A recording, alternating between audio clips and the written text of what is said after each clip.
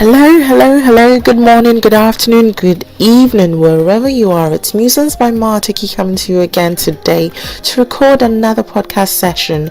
And this one is entitled No Assistance Required. And I'm sure as usual, you're all wondering why I've decided to go with this heading or title.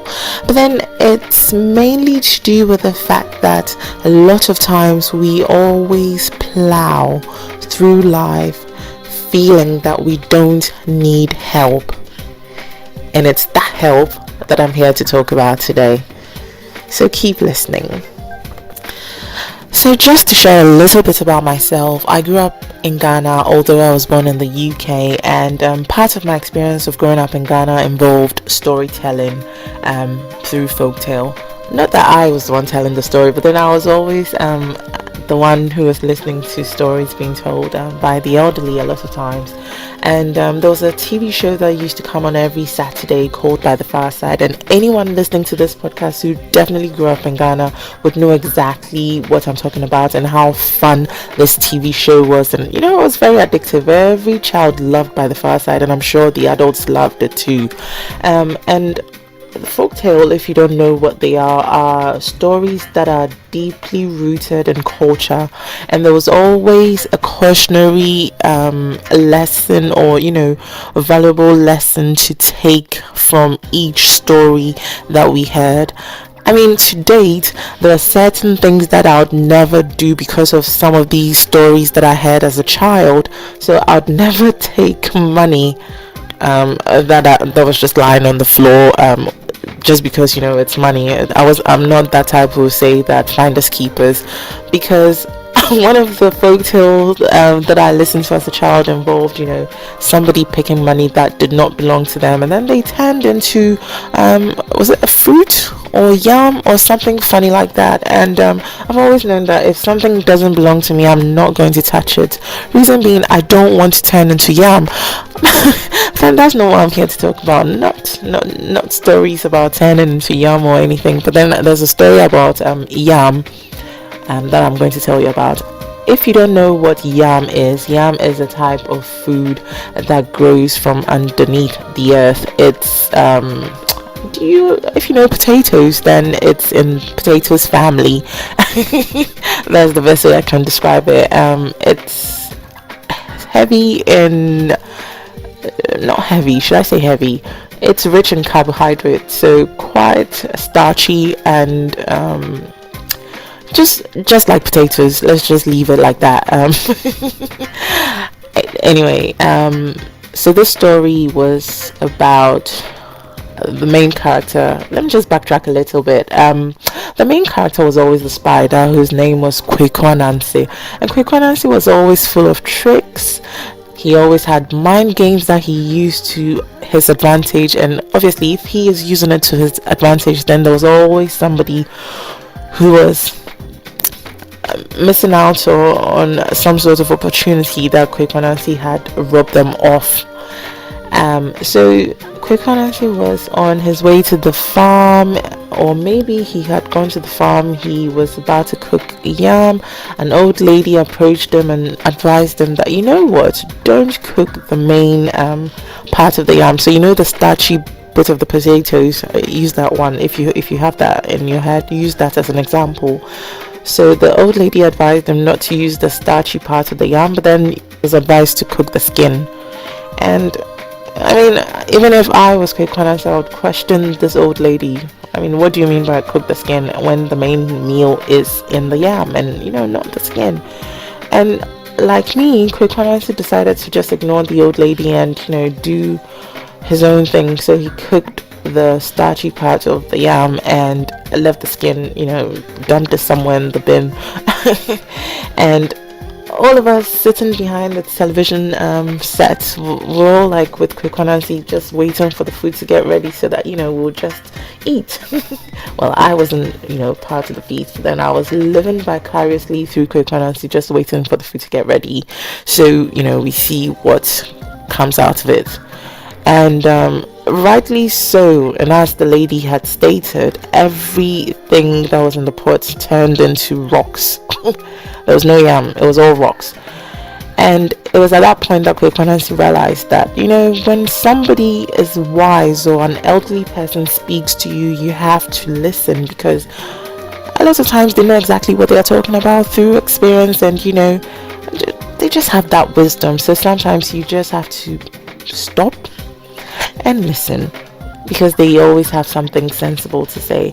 And it was at that point that Kwekwonansi realized that it was important to listen to the old lady. Me sitting at home realized that, it's good to pay attention to what the elderly have to say. When I say elderly, it includes our parents, it includes our teachers, whoever is of a higher authority, so your supervisor at work or whatever. I'm not saying whatever they say is right, but a lot of times they have experienced enough to be able to guide us through life. Do you get what I mean? So like Kwekwonansi, who felt like, I can do it all by myself. What is this lady on about cooking the skin of the yam, the peels? Who cooks the peels? I'm gonna cook the starchy part.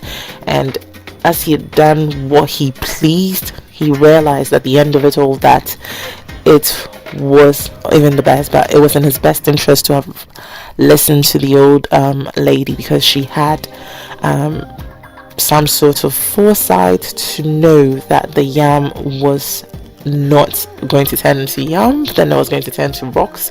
And another story that piqued my interest as a growing child, this time round an English story, was The Enormous Turnip.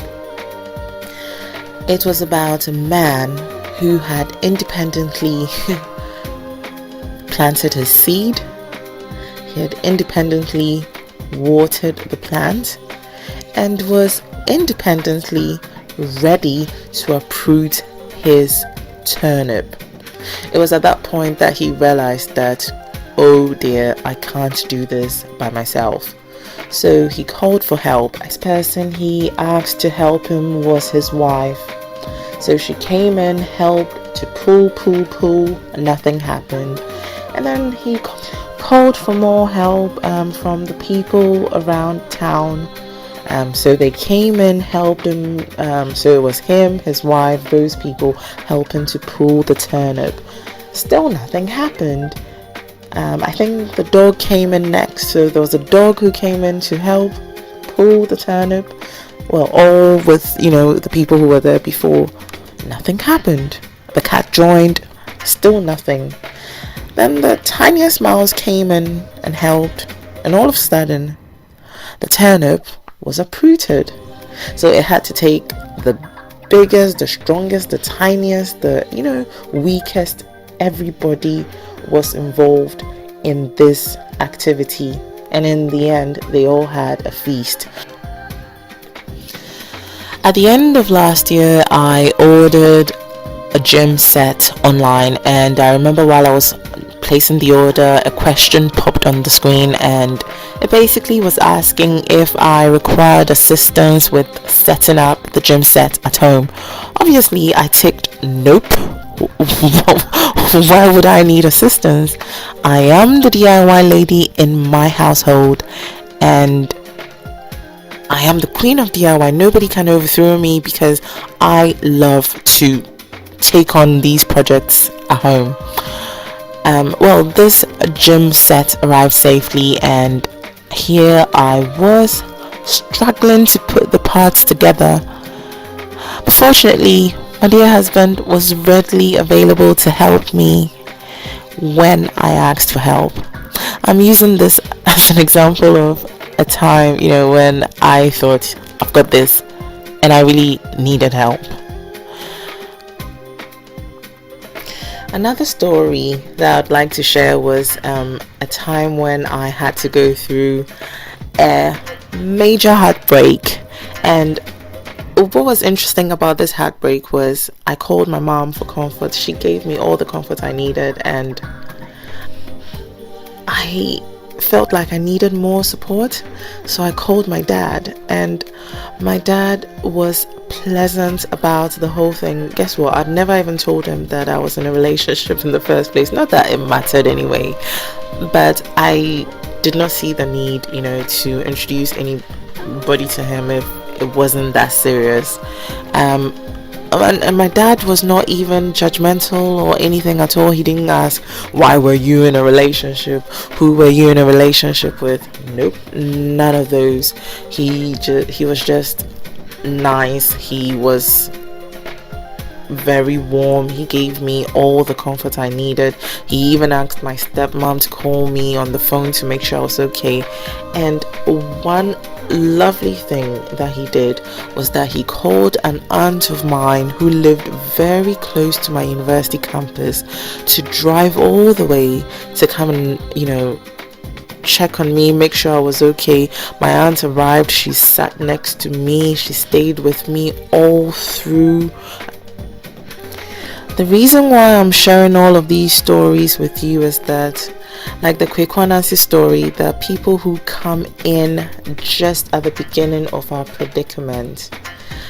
And like the story of the enormous turnip and setting up of the gym set, there are people who come in to assist in the middle of our predicament.